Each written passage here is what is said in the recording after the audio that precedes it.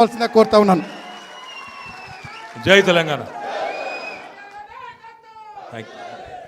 అందరికీ నమస్కారం. గౌరవనీయులు సోదరుడు ప్రభుత్వ మాజీ విప్ చెన్నూరు మాజీ శాసనసభ్యులు తమ్ముడు బాల్కా సుమన్ గారు, గౌరవనీయులు ఈరోజు మరి గతంలో జిల్లా పరిషత్ ఉమ్మడి ఆదిలాబాద్ జిల్లాకి ఆ జిల్లా పరిషత్కి ఉపాధ్యక్షుడిగా పనిచేసి మళ్ళీ ఈరోజు తిరిగి కేసీఆర్ గారి నాయకత్వంలోనే తెలంగాణ ముందుకు పోతుందని చెప్పి ఆలోచన చేసి మరి గులాబీ కండువా కప్పుకున్న పెద్దలు గౌరవనీయులు శ్రీ మూల రాజిరెడ్డి గారు, తమ్ముడు శ్రీ గెల్లు శ్రీనివాస్ యాదవ్ గారు మన విద్యార్థి విభాగం రాష్ట్ర అధ్యక్షుడు, అట్లాగే సోదరులు అలీపురం వెంకటేశ్వర రెడ్డి గారు, వారితో పాటు వేదికపైన ఆసీనులైన శ్రీమతి విజయారెడ్డి గారు, మైదం రవి గారు, కిషోర్ గౌడ్ గారు, ఇంకా చాలామంది మిత్రులు ఉన్నారు. వారందరికీ రాజా రమేష్ గారు, అట్లాగే మన సంపత్ గారు, ఇంకా పేరు పేరున ఎవరెవరి పేర్లు చెప్పలేదో వాళ్ళు ఎవరు ఏమనుకోవద్దని చెప్పి ముందే కోరుతూ, కొద్దిగా నాకు కూడా సిరిసిల్లలో ఈరోజు ఒక మార్కండే జాతర ఉన్నది, యాత్ర ఉన్నది, కాబట్టి అక్కడ పోయేది ఉండే. నిజానికి ఇప్పుడు 4:30కే అక్కడ ఉండేది ఉండే, కానీ కేవలం చెన్నూరు మీద అట్లాగే తమ్ముడు సుమన్ మీద ఉన్న అభిమానంతోనే ఒక 2-2.5 గంటలు ఆలస్యమైన మరి మీకోసమే ఇక్కడ ఉన్నాను. అక్కడ నన్ను తిట్టుకుంటూ ఉంటారు ఇప్పుడు సిరిసిల్లలో, కాబట్టి ఎక్కువసేపు ఉండకపోతే ఏమనుకోవద్దని కోరుతూ, పెద్దగా చెప్పేదేం లేదు, కేవలం ఒక 4 విషయాలు. ఒకటి, మీకు తెలుసు అధికారం ఎవరికి శాశ్వతం కాదు. ఎప్పుడో ఒకప్పుడు అందరం అధికారం నుంచి జరగాల్సిందే, అలా తప్పేం లేదు. జీవితమే శాశ్వతం కాదు, ఈ అధికారం అనేది అందులో కొంత భాగం మాత్రమే. కాబట్టి మనం శాశ్వతమని ఎన్నడూ అనుకోలేదు. ఎన్నడూ 10 ఏళ్ళు పనిచేసినా కేసీఆర్ గారు ముఖ్యమంత్రిగా ప్రజలకు మంచి చేసే పని చేసిండు తప్ప చెడు చేసే పని మాత్రం కేసీఆర్ గారు చేయలేదు. ఇవాళ అందుకే ప్రజలు రాష్ట్ర వ్యాప్తంగా ఎక్కడైనా సరే, పల్లె అయినా పట్టణమైనా కేసీఆర్ గారిని గుర్తు చేసుకుంటూ ఉన్నారు. అయ్యో తప్పు జరిగిపోయింది, మోసపోయినాము, కాంగ్రెస్ చెప్పిన మోసపు మాటలు నమ్మినాము. ఇప్పుడు తమ్ముడు చదువుతూ ఉంటే నేను మనసులో నవ్వుకుంటా ఉన్నాను. ఎందుకంటే వివేక్ గారు ఇప్పుడు మంత్రిగా ఉన్నారు, వారు చెప్పినారు చెన్నూరులో ఇక్కడ పరిశ్రమ పెట్టి 40-45 వేల మందికి ఉద్యోగాలు ఇస్తా అని చెప్పినాడు. ఇవాళ నేను చెప్తున్నా, రాసి పెట్టుకోండి, ఇంకో 3 ఏళ్ళు ఉంది కదా వివేక్ గారికి, 45,000 కాదు 400 ఉద్యోగాలు కూడా ఇవ్వడు, రాసి పెట్టుకోండి. మోసం ఎట్లుంటుందంటే ఒక అట్లుంటుంది. మోసం ఎట్లుంటుందంటే మనోళ్ళు నమ్మినరు, కేసీఆర్ ₹1,00,000 ఇస్తుండు కదా, నేను తులం బంగారం ఇస్తా అన్నాడు. దాని మీదకి వెళ్ళి మనోళ్ళు ఏమనుకున్నారు, నిజంగానే ఇస్తాడేమో అనుకున్నాడు. మేము చెప్పినాం, నేను కూడా చెన్నూరుకు వచ్చిన ప్రచారానికి, అమ్మ వీళ్ళు మెడల పుస్తలతాడెత్తుకపోయే బ్యాచ్, వీళ్ళు బంగారం ఇయ్యరని చెప్పిన. అప్పుడు ఎందుకో ఆ మాయలో పడ్డరు. స్కూటీలు ఇస్తారట, తులం బంగారం ఇస్తారట, ముసలోళ్ళకి 2 ఇంట్లు ఉంటే 2కి పెన్షన్ ఇస్తారట, అది కూడా 4,000 ఇస్తారట, రైతులకు 15,000 ఇస్తారట, అవి కూడా 100 రోజులనే ఇస్తారట అని చెప్పి ఈస్ట్మన్ కలర్లో ఏదైతే సినిమా చూపెట్టినరో 100 రోజుల్లోనే 6 గ్యారంటీలు. అన్నిటికన్నా నవ్వొచ్చేది ఏంటంటే ఆయన ఉన్నాడు పెద్ద మనిషి, డిప్యూటీ సీఎం బట్టి విక్రమార్క గారు.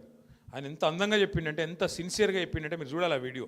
ఇట్లా పట్టుకొని కార్డు పట్టుకొని, ఈ కార్డు చూడండి, జాగ్రత్తగా పెట్టుకోండి, ఒక 100 రోజులు జాగ్రత్తగా పెట్టుకుంటే దాని తర్వాత మీకు బ్రహ్మాండంగా ఈ స్కీమ్లో ఈ చాలా ముఖ్యమైన కార్డు ఇది, ఈ ముఖ్యమైన కార్డును మీరు జాగ్రత్తగా పెట్టుకోండి, 100 రోజులు అన్నీ చాలా అవుతాయి అని చెప్పి ఇంత బాగా చెప్పిండంటే, నిజంగా యాక్టింగ్ చూస్తే కమల్ హాసన్ కూడా అడ్డం పడాలి, గా లెవెల్లో చెప్పిండు.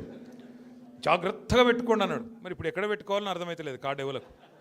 2 ఏళ్ళు అయిపోయాయి, ఏడ పెట్టుకోమంటారు కార్డు ఇప్పుడు? 6 గ్యారంటీలు, ఓ బాండ్లు, అఫిడవిట్లు, అన్ని కథలు చెప్పి, అడ్డగోలు మాటలు చెప్పి, పచ్చి అబద్ధాలు చెప్పి ఇలా గద్దెనెక్కిండ్రు. గద్దెనెక్కినాక నడపస్తలేదు, ఏం చేయాలనో అర్థమవుతలేదు.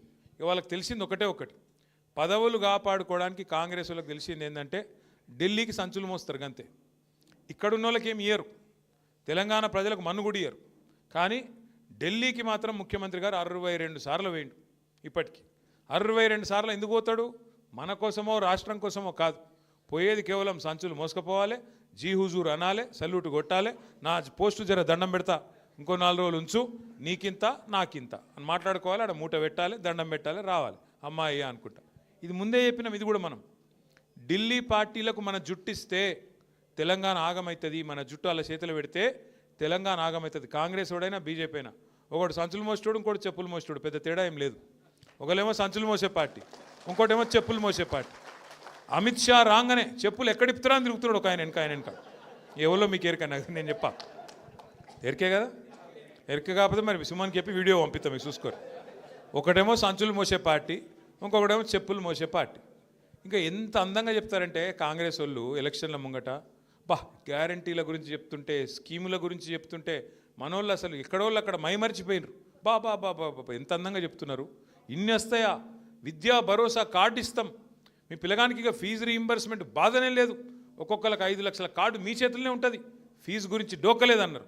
ఇలా ఫీజు రీయింబర్స్మెంటే 12,500 కోట్లు బాకీ పడ్డారు, కాలేజీలు మూతపడే పరిస్థితి వచ్చింది. ఈరోజు కథ అది, వాస్తవం ఇది. నా విజ్ఞప్తి దయచేసి మీ అందరితోని, సరే ఇంకా నాకు తెలుసు 3 ఏళ్ళు ఇంకా ప్రభుత్వం ఉన్నది, అలా ఆఖరి సంవత్సరం ఎలక్షన్ అనుకోండి, ఉన్నది 2 ఏళ్ళే. మరి ఇలా రాజిరెడ్డి గారు వారితో పాటు మీరందరూ కూడా నిర్ణయం తీసుకున్నారు, ఇక ఈ కాంగ్రెస్ పార్టీతో అయ్యేది లేదు పోయేది లేదు, ఊదు గాలది పీరి లేవది, వీళ్ళని నమ్ముకుంటే కుక్కతోక పట్టుకుని గోదావరి ఇదినట్టే, సప్పుడేక మళ్ళీ కేసీఆర్తో పోదామని చెప్పి మీరందరూ వచ్చినారు. మీ అందరికీ స్వాగతం సుస్వాగతం. అయితే ఒక్క ముఖ్యమైన మాట, మీరు కోల్ బెల్ట్ నుంచి వచ్చిండ్రు, కోల్ బెల్ట్ నుంచి వచ్చిన మీకు ఈ విషయం ముఖ్యంగా చెప్పాలి. కాంగ్రెస్ వాళ్ళు ఎలక్షన్ల ముందేమో స్కీములు అన్నారు, ఇలా చేస్తున్నది మాత్రం మొత్తం స్కాములే. ఆ స్కామ్లో నిన్న పెద్ద స్కామ్ బయటపడ్డది, మీరు చూసే ఉంటారు. సింగరేణిలో ఇదివరకెన్నడూ లేనంత పెద్ద ఎత్తున దోపిడీ జరుగుతూ ఉన్నది. కేసీఆర్ గారు ఉన్నప్పుడు సింగరేణిని లాభాల బాట పట్టించి, నష్టాల నుంచి గట్టెక్కించి, కార్మికులను కడుపులో పెట్టుకొని, కార్మికులకు 10 హామీలు ఇస్తే 9 హామీలు నిలబెట్టుకున్నాం. 90% మనం వారికి పూర్తి చేసి కార్మికుల కడుపు నింపే ప్రయత్నం మనం చేసినాం. కానీ వీళ్ళు ఏం చేస్తున్నారండి? సింగరేణిలో కొత్త నిబంధనలు. గతంలో మన ప్రభుత్వం ఉన్నప్పుడు 9.5 ఏళ్ళు సింగరేణిలో ఏదైనా టెండర్ వస్తే ఎవరన్నా రావచ్చు, ఎక్కడి నుంచి దేశంలో ఎక్కడి నుంచైనా రావచ్చు, టెండర్ వేసుకోవచ్చు. అక్కడ కోట్ చేసిన అమౌంట్ ఏదైతే ఉంటుందో దానికంటే తక్కువకే పోయింది. 100 రూపాయలు అంటే 80 రూపాయలకే నేను చేస్తా అని చెప్పి పోటీలు పడ్డారు. వచ్చిన వాళ్ళు పోటీలు పడి మైనస్ టెండర్లు వేసి ఆ రోజు పనిచేసిండ్రు. కానీ కాంగ్రెస్ రాగానే ఒక కొత్త నిబంధన పెట్టిండ్రు. ఏమని? సైట్ విజిట్ సర్టిఫికేట్ అట. అంటే ఏమిటిది? ఇప్పుడు నువ్వు ఉదాహరణకు నువ్వు చెన్నూరులో ఉన్నావు, ఇక్కడెక్కడో మహబూబ్ నగర్లో ఒక పని పడ్డది. నిజానికైతే ఏంది, 1,00,000 రూపాయలు దాటితే ఏ టెండర్ అయినా కూడా ఈ టెండర్, ఎలక్ట్రానిక్ టెండర్, అంటే ఎక్కడ కూర్చున్న వాళ్ళైనా ఎక్కడైనా టెండర్ వేసుకోవచ్చు. వాస్తవానికి చిన్న కాంట్రాక్టర్ అయినా పెద్ద కాంట్రాక్టర్ అయినా ఎక్కడున్నాడైనా కంప్యూటర్లో కోవుడే కొట్టుడే, గీడ పని ఉన్నదంటే ఈ రేటుకు నేను చేస్తాను కొట్టుడే. కానీ సింగరేణిలో కాంగ్రెస్ రాగానే కొత్త నిబంధన పెట్టిండ్రు. ఏమని? నువ్వు మా దగ్గర బొగ్గుబాయిలో, మా చెన్నూరులో, మా మందమరిలో పనిచేయాలనుకో, నువ్వు రావాలి, మొదలు వచ్చి మమ్మల్ని కలవాలి, కలిసి సైట్ చూడాలి, చూసినట్టు నేను సర్టిఫికేట్ నీకు ఇవ్వాలి, ఇస్తేనే నువ్వు టెండర్లో పాల్గొనొచ్చు అని కాళ్ళల్లో కట్టబెట్టే స్కీమ్ పెట్టిరు. ఎందుకు పెట్టిరు ఇది? ఆయన వస్తాడు కదా, వచ్చినాడు రాగానే ఆయన పుట్టుమచ్చలు ఎక్కడున్నాయి, ఆయన పుట్టు పూర్వోత్తరాలు ఏంది, ఆయనది ఏ కులము, ఏం గోత్రము, ఎన్ని పైసలు ఉన్నాయి, మనకి ఎన్ని ఇస్తాడు, ఇవన్నీ రాసుకున్నారు. రాసుకొని ముఖ్యమంత్రి బామ్మర్దినాడు ఒక ఆయన, సుజన్ రెడ్డి అని, ఆయన ఫోన్ చేయాలి సీదా, నువ్వు ఎట్లెత్తావా టెండరు, మేము ఇక్కడ అందరం కలిసి కూర్చున్నాం, 4-5 మాట్లాడుకున్నాం, ఇగో నువ్వు వేయద్దు అని బెదిరిస్తాడు. ఆయన వినలేదనుకో అవతల ఫోన్లో, వినకపోతే ఏం చేస్తారు? సింగరేణి నువ్వు వచ్చినట్టు అసలు సర్టిఫికేట్ అయ్యాడు, నువ్వు సైట్ మీదకి వచ్చినట్టు సర్టిఫికేట్ అయ్యాడు. సర్టిఫికేట్ లేకపోతే ఇక ముంగటి కాళ్ళకి అడ్డం పెట్టినట్టే కదా, పోనే రాదు ముంగటికి, నువ్వు బటన్ ఒత్తరాదు, టెండర్ వేయరాదు. గట్ల పెట్టి ఇదివరకు మైనస్లో పోయే టెండర్లను ఇవాళ వీళ్ళు ఒక్కొక్క టెండర్ను 6,000 కోట్లను మంచిగా పుట్నాలు బఠానీలు వంచుకున్నట్టు తలా ఒకటి అనలస్. ఫస్ట్ మొదటి కాంట్రాక్ట్ వచ్చిందే ముఖ్యమంత్రి బామ్మర్ది సుజన్ రెడ్డి గారి కంపెనీకి 250 కోట్లు వాళ్ళు తీసుకున్నారు. అట్లా వరుసగా గత 2 సంవత్సరాలుగా ఎన్నికల ముందు స్కీములు, ఇప్పుడు స్కాములు అన్నట్టు సింగరేణిని కొల్లగొడుతున్నది కాంగ్రెస్ ప్రభుత్వం. ఇదంతా బయటకు ఎట్లా వచ్చిందంటే మనం బయట పెట్టలే, మీడియా బయట పెట్టలే, వాళ్ళే వాటాల కోసం అనుకొని ఆయన దొంగలు నిన్న బయటపడ్డారు. ఎట్లా బయటపడ్డారు? ఏమైందట అంటే అక్కడెక్కడో ఒరిస్సాలో ఏదో బ్లాక్ ఉందట, కోల్ బ్లాక్. ఆ బ్లాక్ 9 అట. ఆ 9 బ్లాక్ కోసం ముఖ్యమంత్రి ఉప ముఖ్యమంత్రి ఇద్దరు మంచిగా కేకును కోసుకున్నట్టు కోసుకున్నారట. కోసుకుంటే ఇంకో 3వ మంత్రి, ఆయన పేరైంది వెంకటరెడ్డి వచ్చి, అగో మీ ఇద్దరే తింటారా కేకు, నాకు కూడా ఒక ముఖ్యరా అని వెంకటరెడ్డి అడిగినాడు. వెంకటరెడ్డి అడిగితే, అగో నువ్వెట్లా అడుగుతావా నువ్వు అని చెప్పి ఆయన మీద ఉప ముఖ్యమంత్రి గారికి దగ్గరగా ఉండే ఛానల్లో ఒక స్టోరీ వేసిరు. ఈయన లంగ పనులు చేస్తుండు, దొంగ పనులు చేస్తుండే, ఏదో పనులు చేస్తుండని స్టోరీ వేసిరు. వేసేవరకు ఈయన తెల్లారి ప్రెస్ మీట్ పెట్టి కన్నీరు గార్చి ఓహో ఆహా ఓహో నేడిసి, ఈయన కూడా రజనీకాంత్ లెవెల్లో యాక్టింగ్ చేసి నన్ను కావాలంటే ఇసమిచ్చి చంపుర్రి, కానీ ఇట్లా చేయకుండ్రి, నేను చాలా మంచోన్ని అని ఈయన యాక్టింగ్ చేసిండు. చేసే వరకు ముఖ్యమంత్రి ఏం చూసిండు, ఒక్క దెబ్బకు 2 పిట్టలు దొరికేటట్టున్నాయి ఇలా అని చెప్పి ఇంకొక పేపర్ ఆయనకు చెప్పి వీళ్ళిద్దరి మీద రాపిచ్చిండు. రాపిచ్చే వరకు ఉప ముఖ్యమంత్రికి మండింది, అగో ఇట్లా చేస్తారు, నన్ను ఇంత మాట అంటావా, నన్ను నేను దోపిడీ చేస్తా అంటున్నావా, నువ్వు దోసుకుంటుందంతా నువ్వు, నీ కుటుంబం, నీ అన్నదమ్ములు, మమ్మల్ని అంటావా అని చెప్పి ఆయన ఉప ముఖ్యమంత్రి తెల్లారి రద్దు చేసి పారేసి. రద్దు చేసినాక ఏమైంది? మన నాయకుడు హరీష్ రావు గారు ఆయన ప్రెస్ మీట్ పెట్టిండు. అరే ఇది ఒకటే ఎట్లా రద్దు చేస్తావురా భయ్, మరి అన్ని ఇవన్నీ ఉన్నాయి, ఇవన్నీ కూడా రద్దు చేయని పెట్టిండు సింగరేణిలో. ఇప్పుడు ఇక కుడితిలో వాడు ఎలక లెక్క కొట్టుకుంటారు ఎక్కడోడు అక్కడ. ఒకటి స్విట్జర్లాండ్ వీకిండు, ఇంకోటి అటేటో వేయండు, ఇంకోటి ఇటేటో వేయండు, కానీ ఎవ్వడు తేలుగుట్టిన దొంగలేలు ఒక్కడు మాట్లాడతలేడు నిన్నటి నుంచి. ఏంద్రాబాయ్ అంటే ఇక డైవర్షన్ గేమ్ ఆడాలి. అక్కడ అట్లా మాట్లాడగానే దొరికిరుగా దొంగలు, ఇక వెంటనే నోటీస్, నడు హరీష్ రావు నువ్వు పోలీసుల ముంగట కూర్చో. దేనికి రాబాయ్ కూర్చున్నాడు అంటే 2 ఏళ్ళకి అదేదో కార్తీక దీపం సీరియల్ ఉంటుంది, దాని లెక్క నడుతుంది కథ. అది ఒడవది తెగది, రోజు ఒకటే కథ ధారావాహిక. Phone tapping. ఏం ట్యాపింగు, ఎవంది ట్యాపింగు, ఎక్కడ ట్యాపింగ్, ఏం ట్యాపింగు. రేవంత్ రెడ్డి అనే లుచ్చగాడు గతంలో మన ఎమ్మెల్యేలను కొన్నప్పుడు కాదు, ఆయన తిట్టాలని తిడతలే నేను. ఇప్పుడు నువ్వు లుచ్చ పని చేస్తే లుచ్చగాడే అంటారు. నువ్వు మా ఎమ్మెల్యేలను కొనుక్కుంటా 50 లక్షల రూపాయలతో దొరికిపోయిన దొంగవు. మరి నీ ఫోన్ ఏమన్నా చూసిరేమో, నాకేమెరక ఎవరికేమెరక, మంత్రులకు. పోలీసు వాళ్ళ పని పోలీసు వాళ్ళు చేస్తారు, దొంగలు నోటు పట్టుకుంటాడే పోలీసు వాళ్ళు చేస్తే పని వాళ్ళు చేస్తారు. మధ్యలో మాకేం సంబంధం, ఎవరికి సంబంధం. లుచ్చ పని చేస్తే పట్టుకొని లోపలెత్తారా ఎరా. మరి అదేదో పెద్ద స్వాతంత్ర పోరాటానికి పోయినట్టు నన్ను జైల్లో దోమలు గుర్తుండే ఎరికేనా అని మాకు అసెంబ్లీలో చెప్తుంది. మరి జైల్లో దోమలు కాకపోతే ఏముంటాయి, దోమలు బల్లులు ఉంటాయి. ఈయనకు దోమలు బల్లులు కాదు, ఈయనకు తొండల పిచ్చున్నది బాగా. నా డౌట్ అయితే వీళ్ళ నాయన కూడా చిన్నప్పుడు వీళ్ళ తమ్మునికి ఏమో కొండలరెడ్డి అని పెట్టిండు, వీని పేరు తొండలరెడ్డి అని పెట్టిండు. అందుకే మీరు చూడుర్రి మాట్లాడితే, అరే నువ్వు గవర్నమెంట్లో ప్రభుత్వాధినేతవు, ముఖ్యమంత్రివి, పని చేయరా అయ్యా అంటే నీ లాగుల తొండలు ఇడుస్తా. నువ్వు గట్టిగా అడిగినావు ఏమైనా నెలకు 2,500 ఏడవా నీ మహిళలకు ఇస్తా అంటివి కదా, ఆడోళ్ళకి ఇస్తా అంటివి కదా అంటే నీ గుడ్లు వీకి గోటిలాడతా. రైతులకు రుణమాఫీ చేయకపోతే ఏమయ్యా అంటే నీ మెడల పేగులు వేసుకుంటా. ఇక ఈ సిపాయి ఇప్పుడు హార్వర్డ్ పోతున్నాడు, హార్వర్డ్ పోయి ఆడేం చేస్తాడు, వాళ్ళకు కూడా నేర్పించేస్తాడో ఏం పాడు. ఇవన్నీ అమెరికా వాళ్ళని కూడా బ్రష్ పట్టించి వాళ్ళకు కూడా అడ్డమైన భాష నేర్పించి, లేకపోతే ఇంగ్లీష్లో మాట్లాడతాడేమో. In your trousers big lizards అంటాడేమో. అదే సినిమాలో చిరంజీవి చెప్తాడు, ఇన్ ఫ్రంట్ క్రోకడైల్స్ ఫెస్టివల్ అన్నట్టు.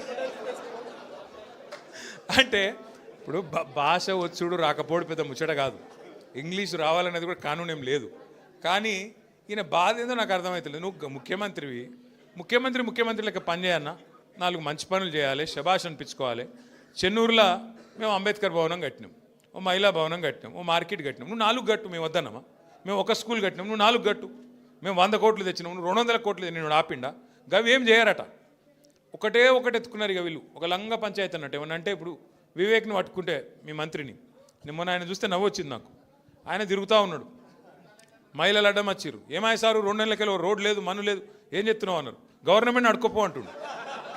నువ్వేరా గవర్నమెంట్ నాయనా, నువ్వే మంత్రివి, నువ్వే గవర్నమెంట్, మర్చిపోయి నువ్వు అంటే. ఇంకా కేసీఆర్ ముఖ్యమంత్రి ఉన్నాడు, ఇంకా సుమనే ఎమ్మెల్యే ఉన్నాడు, వాళ్ళని అడుకోపోరు అన్నట్టున్నది.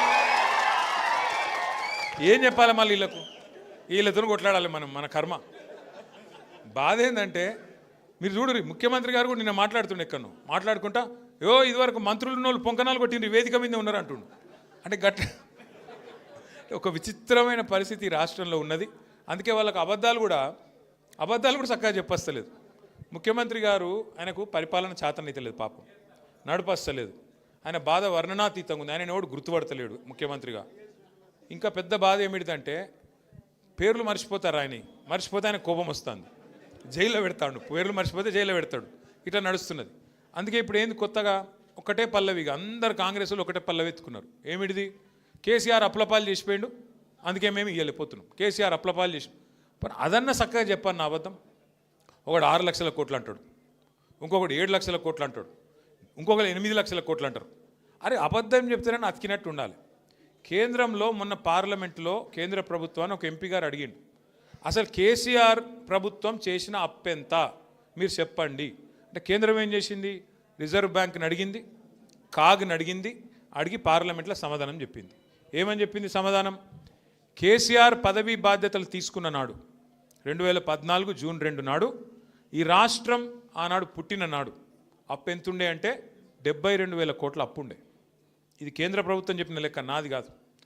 కేసీఆర్ దిగిపోయిన నాడు 2023 డిసెంబర్ 3 నాడు కేసీఆర్ గారు దిగిపోయిన నాడు రాష్ట్రం నెత్తి మీద ఉన్న అప్పు 3,50,000 కోట్లు. 3,50,000 కోట్లల్లా ఆ 72,000 కోట్లు విరాసత్కు వచ్చింది మనకు. దాన్ని తీసేస్తే ఎంత? 2,80,000 కోట్లు. కేసీఆర్ 10 ఏళ్లలో చేసిన అప్పు 2,80,000 కోట్లు చేసిండు. మరి ఏం చేసిండు కేసీఆర్ అప్పు చేసి? ఏం చేసిండు అంటే రైతులకు కాంగ్రెస్ వాళ్ళు 60 ఏళ్ళు కరెంట్ ఇయ్యక సావగొడితే 6 నెలల్లోనే 24 గంటల కరెంట్ ఇచ్చిండు కేసీఆర్. ఫ్రీ కరెంట్ ఇచ్చిండు. ఆ ఒక్క ఫ్రీ కరెంట్కే 10 ఏళ్లలో మనం ఖర్చు పెట్టిన మొత్తం 50,000 కోట్లు.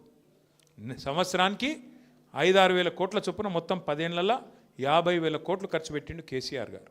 రెండవది, ఇవాళ వర్షాకాలం అంటారు సార్, నాట్లేసే కాలం, సంక్రాంతి దాటిపోయింది.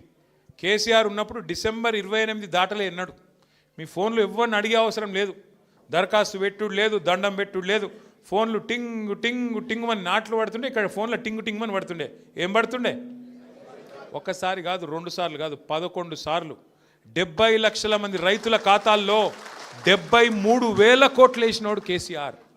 73,000 కోట్లు వేసిండు కేసీఆర్. ఎస్, అప్పు చేసిండు. భారతదేశంలో ఎవ్వరు పెట్టని పథకం పెట్టిండు. 73,000 కోట్లు మీ ఖాతాలు వేసిండు. ఇదివరకు ఎవరన్నా ముఖ్యమంత్రి, ప్రధానమంత్రి పైసలు ఇచ్చిరా రైతులకు? గుంజుకునోళ్ళే తప్ప ఇచ్చిన వాళ్ళు ఉన్నారా?